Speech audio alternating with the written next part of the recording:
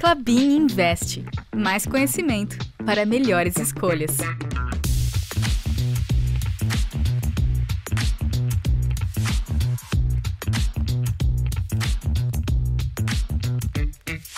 E aí, pessoal, estamos começando mais uma edição do podcast Klabin Invest e no episódio de hoje vamos abordar um assunto muito importante.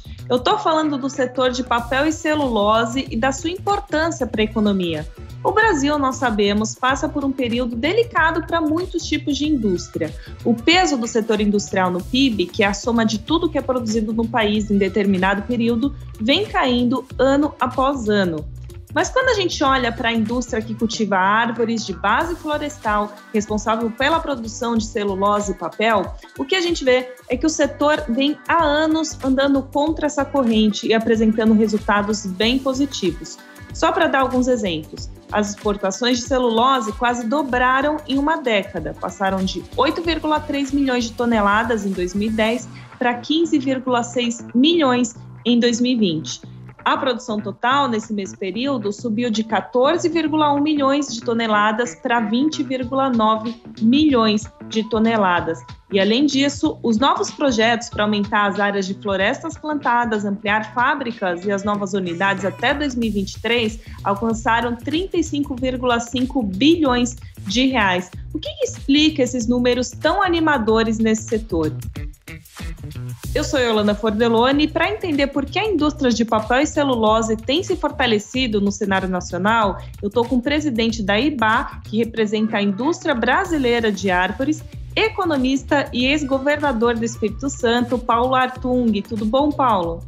Tudo bem, Yolanda. Legal estar com vocês. Muito obrigada por reservar um tempinho para conversar com a gente. É um prazer.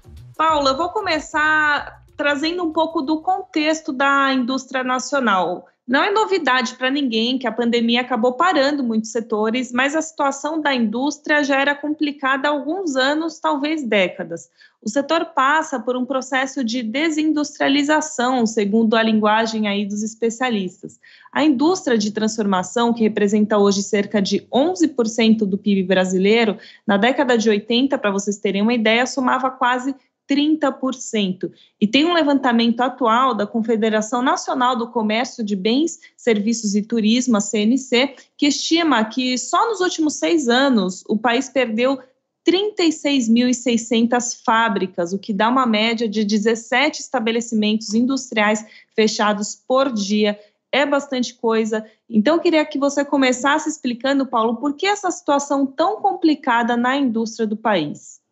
O processo de desindustrialização é um processo que está presente em todas as economias do mundo, né?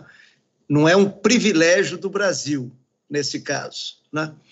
O que chama a atenção, e você deu números que são muito fortes, é a precocidade dessa desindustrialização da economia brasileira e um movimento acelerado. Quer dizer, se a gente olhar algumas décadas atrás, quando ficou patente a integração das economias no mundo, né, aquilo que a gente chama de globalização, eu acho que fica claro que a estratégia brasileira, a política pública brasileira feita para proteger o parque industrial do nosso país, ela foi equivocada, né? Se ela tivesse na direção certa, nós não teríamos essa desindustrialização precoce e acelerada que eu citei. Então, assim, eu acho que aí tem um erro. Nesta hora, permanecer no erro não me parece, Yolanda, o melhor caminho.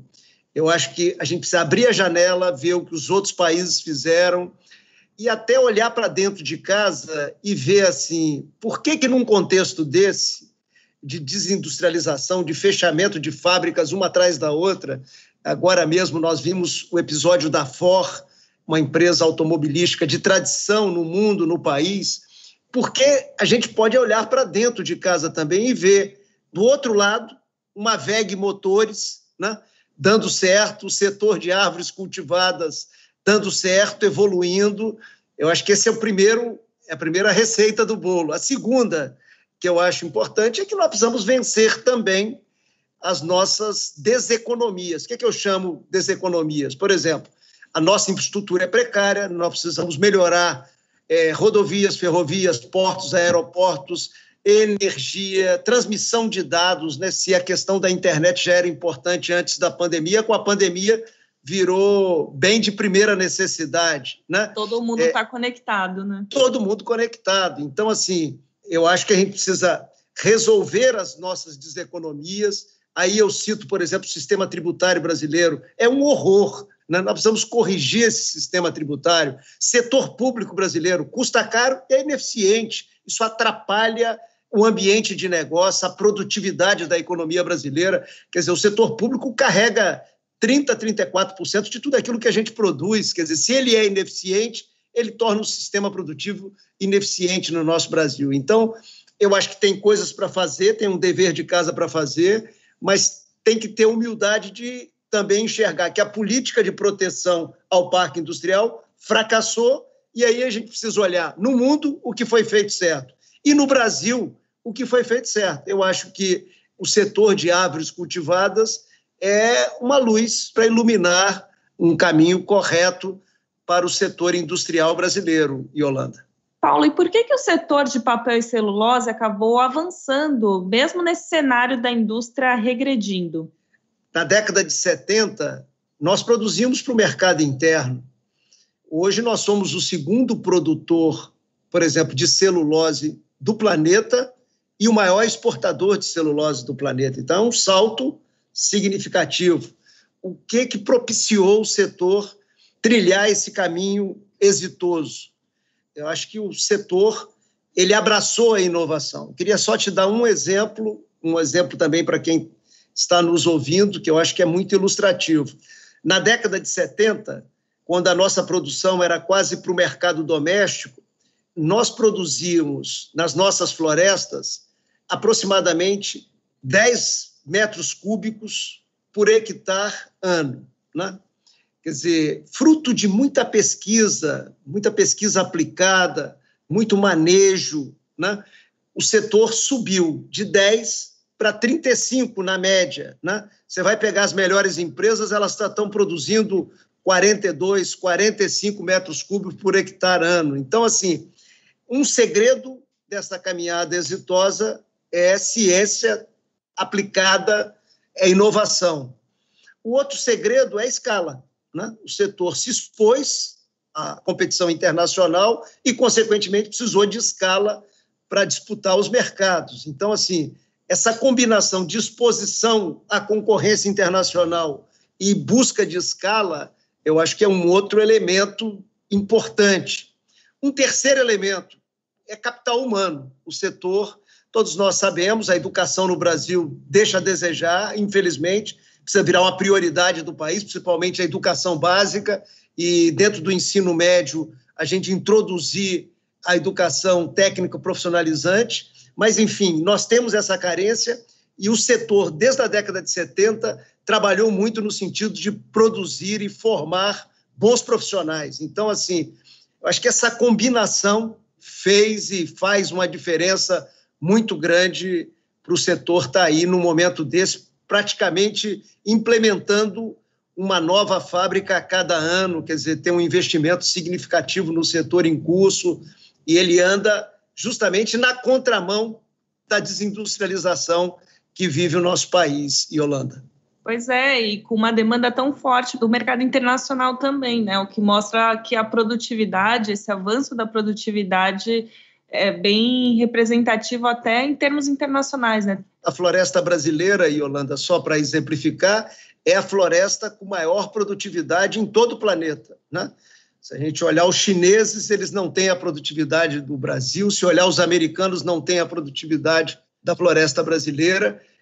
Muita gente fala assim, não, mas isso é solo e clima. É solo, é clima, mas é muita relação com ciência, com desenvolvimento científico, com ciência aplicada, que os nossos laboratórios, que são múltiplos, espalhados no Brasil inteiro, os nossos pesquisadores, cientistas, se dedicam muito e produzem esses resultados, como eu acabei de citar, Yolanda. A gente já vai falar um pouquinho sobre tecnologia, que acho que é o ponto central aí da sua fala, mas antes eu queria comentar sobre o capital humano. Como é que esse crescimento da indústria de papel e celulose acaba se refletindo em emprego? Você comentou que o setor acaba formando, né, muitos profissionais. Como é que foi essa evolução nos últimos anos e até qual que é a representatividade do setor hoje no PIB do país? A representatividade do setor no PIB é em torno de 1,2%. É um setor expressivo no país e em crescimento, né? É um setor que tem um faturamento de aproximadamente 100 bilhões ano. É um setor que participa das nossas exportações significativamente.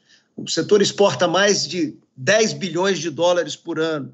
Se isso é importante, Yolanda, tem coisas que tocam mais a nossa sensibilidade. Quer dizer, se a gente olhar empregos diretos e empregos terceirizados do setor, já passa de 1 milhão de brasileiras e brasileiros trabalhando direto e indiretamente no setor. Aí é um impacto muito significativo. O setor está presente em mais de 1.000 municípios brasileiros. Isso é um número muito relevante. E, normalmente, nos últimos anos, aonde ele cresceu?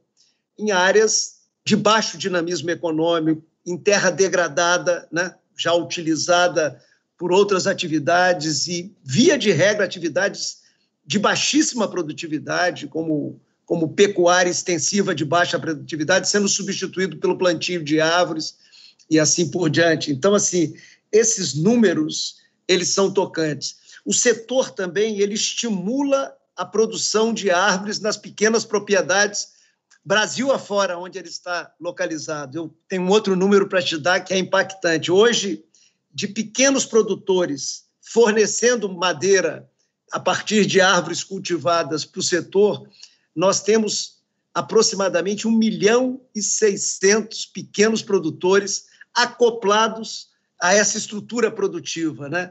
É uma espécie de integração, né? Usando a expressão econômica. Quer dizer, então, assim, tem um impacto econômico forte no PIB, como você pergunta, e tem um impacto social significativo Brasil afora, né? O setor está presente no sul do Brasil, está presente no Sudeste, né? Tem um pedacinho de Nordeste que tem a presença do setor, muito no sul da Bahia, e a parte mais recente de crescimento do setor na região de Mato Grosso do Sul, né? Brasil Central tem um crescimento muito significativo. Então, assim, ele tem impacto econômico e tem impacto social, tocando a vida das pessoas, melhorando a vida das pessoas, melhorando o IDH de regiões aonde ele penetra e assim por diante, nível educacional. Isso hoje está pesquisado, o setor tem vasto material e vasta informação sobre o impacto da sua presença Brasil afora. Muito bem. Bom, a gente comentou sobre o passado, do que foi o setor até agora, mas eu queria agora entrar no capítulo presente e de como o presente está se traduzindo no futuro. O que você está enxergando do futuro da indústria de árvores nos próximos anos, décadas, Paulo? Eu vejo um futuro sorrindo para o setor, assim, um futuro promissor. A gente olhar a carteira de investimento do setor nesse momento presente, né, mostra aí o dinamismo de acreditar no futuro do setor. Então, assim, você tem uma carteira de investimento hoje, Yolanda, que chega perto de 50 bilhões de investimentos em novas fábricas, ampliação de fábricas existentes, novas florestas e muito investimento em ciência e tecnologia, né, em pesquisa, desenvolvimento e assim por diante. Vou dar só uns exemplos para que os que nos acompanham nesse podcast possam ter noção. Assim, quando você vai lá no Paraná, no interior do Paraná, em Ortigueira, a Klabin está fazendo um investimento monumental numa segunda planta, chamada Puma 2, né, que é um investimento espetacular, gerando empregos agora na construção, gerando empregos quando começar a rodar essa planta industrial e assim por diante.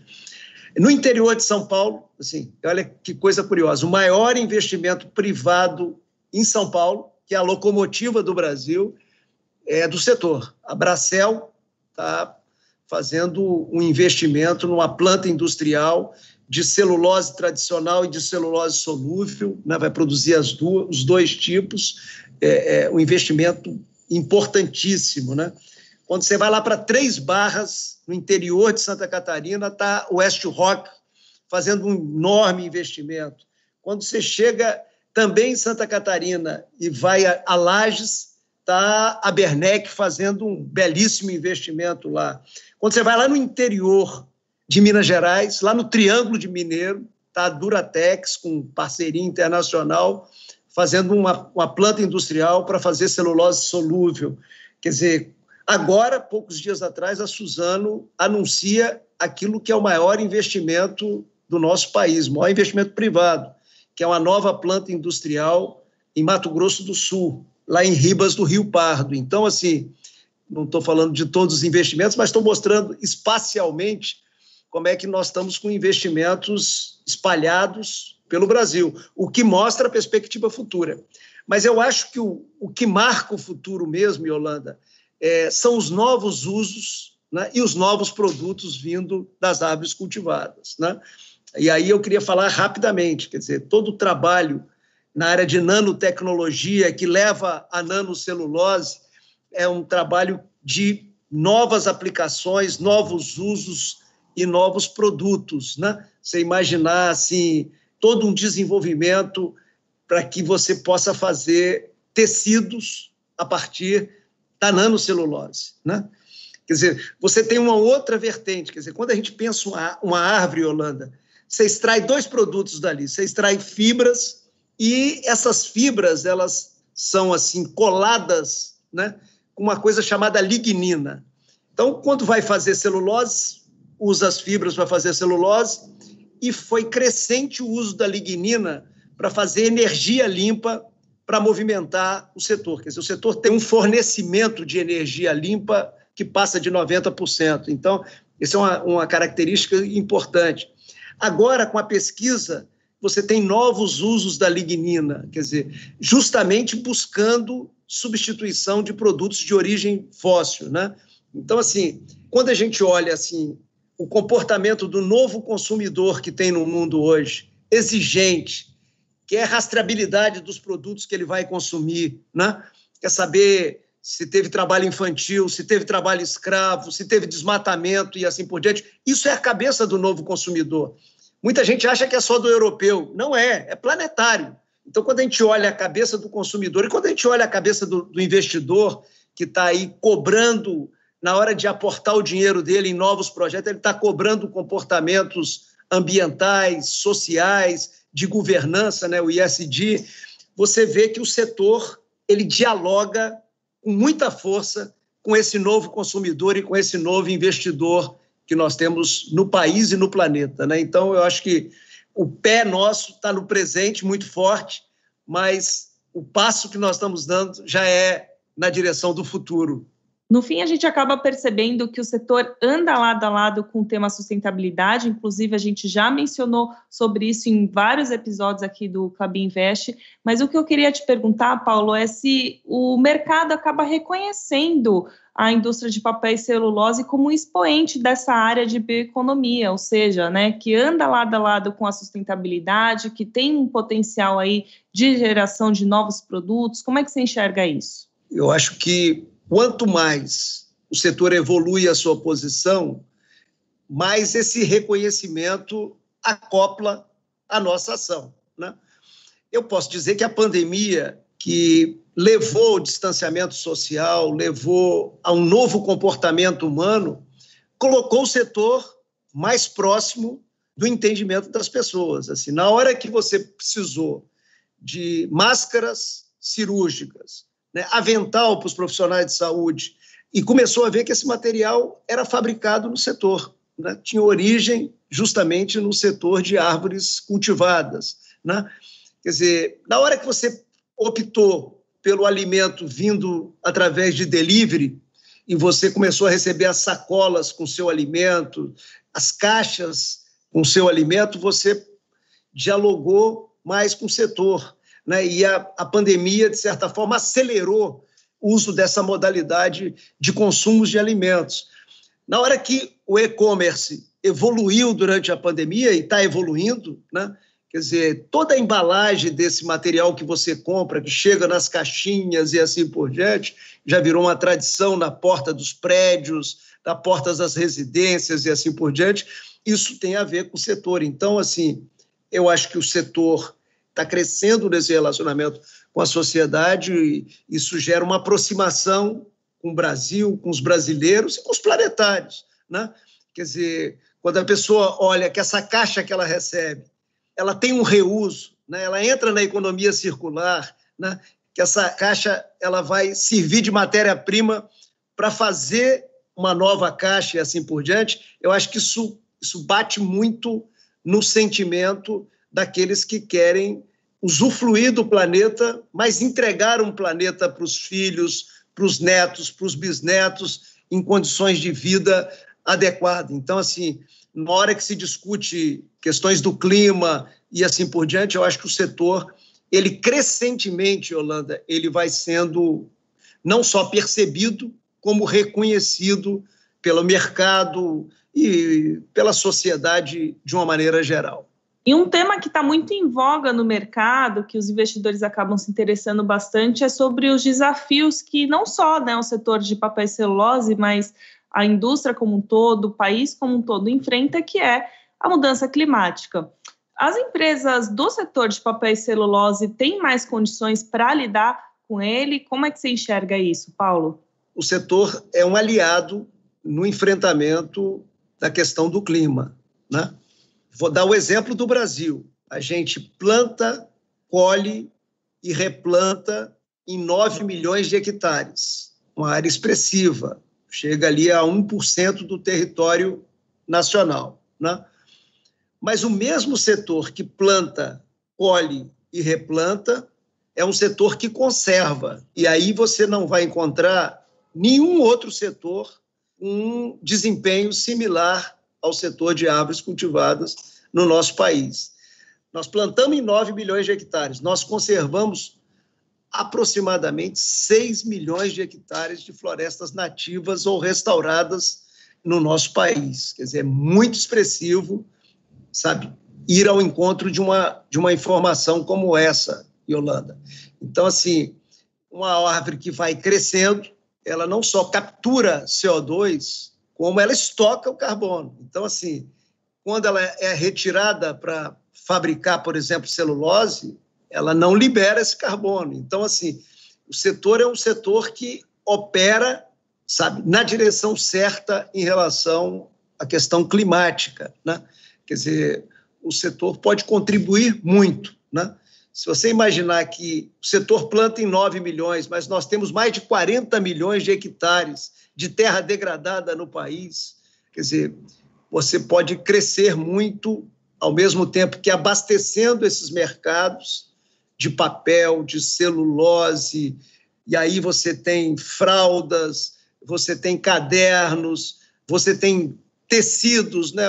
Quando você olha a viscose, por exemplo, é um tecido que vem da madeira, já tem um mercado mundial de quase 6% do mercado têxtil no mundo. Então, assim, ao mesmo tempo que você produz produtos que são necessários à vida das pessoas, ao dia a dia das pessoas, você está com um trabalho que é sustentável e ele opera favoravelmente ao desafio do clima, que é um desafio urgente no nosso planeta. Então, assim, eu acho que tem um casamento aí muito bonito entre o setor e o enfrentamento que é planetário, que precisa de uma coordenação de todos os países, de todos os povos, que é a questão de enfrentar o problema do clima no planeta, Yolanda.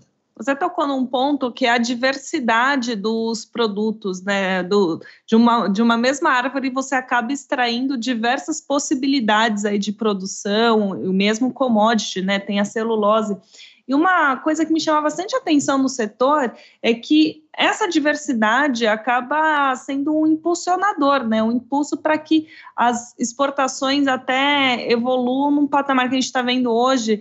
Em abril, inclusive, o setor ficou em segundo lugar entre os produtos mais exportados, só perdeu para a soja, que é aí também um grande representante do agronegócio. Você acha que a demanda internacional pelos produtos brasileiros vai seguir forte nos próximos anos? Vai seguir forte. Hoje, eu acho que o Brasil tem consciência do dever de casa que nós precisamos fazer. Eu acho que as ilegalidades no bioma amazônico, essas ilegalidades precisam ser combatidas, né? Eu estou me referindo ao desmatamento, às queimadas, ao garimpo ilegal, à grilagem de terras. Quer dizer, eu acho que a frase da ex-ministra Isabela Teixeira, a frase é muito boa. Ela diz o seguinte, olha, a Amazônia tem o poder de nos colocar no mundo e de nos tirar do mundo. Como nós não queremos sair do mundo, nós queremos ter uma presença no mundo cada vez maior, né? Econômica, cultural, científica e assim por diante. Então, assim, um elemento que nós precisamos cuidar é em relação à questão ambiental no nosso país, porque isso pode tirar uma imagem boa do Brasil ou colocar uma imagem boa do Brasil, né? Colocar na mesa internacional uma imagem boa do Brasil. Então, eu acho que a gente precisa fazer o nosso dever de casa. Mas isso tem a ver com o consumo dos nossos produtos? Tem tudo a ver, né?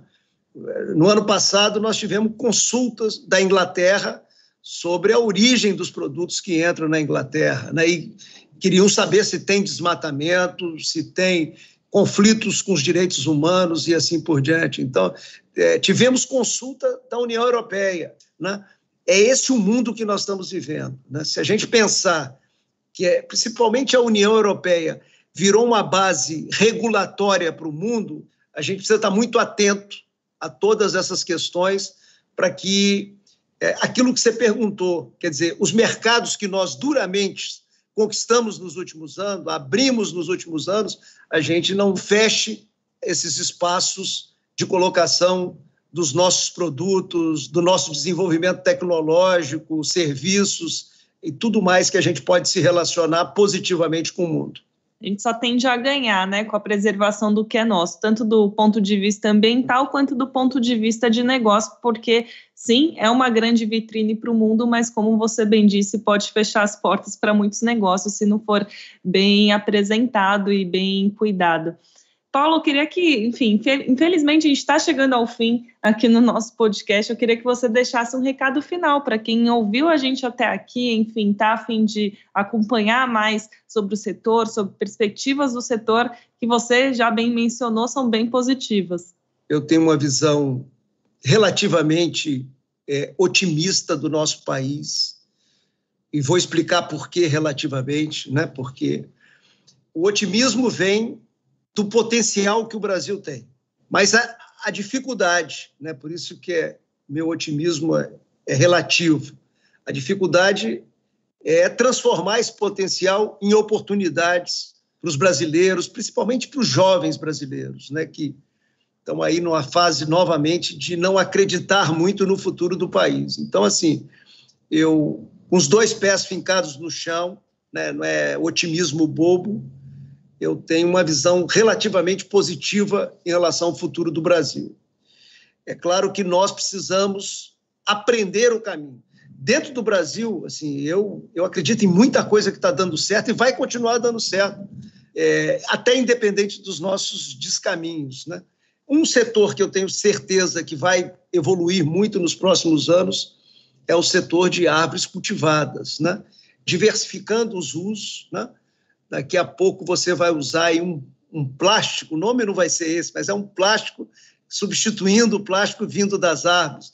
Você vai ter uma caixa de leite que não vai precisar de metal na caixa de leite, nem de plástico, vai ser toda de papel com a barreira adequada para você ter ali guardado o leite, ter guardado o suco e assim por diante. Então, assim, é um setor que está crescendo muito, fruto da ciência aplicada em novos usos e na apresentação de novos produtos. Daqui a pouco você vai colocar uma roupa que é de viscose ou que é de celulose, nanocelulose, microfibrilada, que é um outro produto importante. Esse ainda usa menos água, menos produtos químicos e assim por diante. Então, assim, tem um universo. E o futuro sustentável, o futuro equilibrado, passa por essa relação dos humanos com a natureza, uma relação adequada, a gente entender que a floresta amazônica em pé, ela produz serviços ambientais notáveis no solo, na água, no clima, no nosso regime de chuvas, né? O agricultor brasileiro entender que esse regime de chuva é importante, inclusive, para a sua agricultura, né? Quer dizer, essa relação é importante. E a árvore, essa árvore cultivada em áreas antes degradadas por outras atividades humanas, ela tem um potencial enorme de produzir produtos recicláveis, conectados com a economia circular, com a bioeconomia, ou seja, conectadas com o futuro desejado, que é um futuro onde a gente dê qualidade de vida para as futuras gerações, para os filhos, para os netos, para os bisnetos e assim por diante. Então, eu acho que esse é um setor que já contribui e tem muito para contribuir nessa construção de um planeta equilibrado. Um abraço a todos. Bom, pessoal, infelizmente o nosso tempo está chegando ao fim, a gente fica por aqui, mas nunca é demais lembrar que tem mais Klabin Invest no YouTube, dentro do canal da Klabin. E uma dica extra, se você ouviu a gente e quer saber mais sobre como a companhia está colocando em prática os princípios da nova economia, tem um episódio especial falando sobre economia circular, um tema que está tão em moda, mas como é que isso funciona no dia a dia da empresa? Houve o episódio 15, é só procurar lá no Spotify. Aproveita e também segue o Klabin Invest por lá. E até a próxima conversa.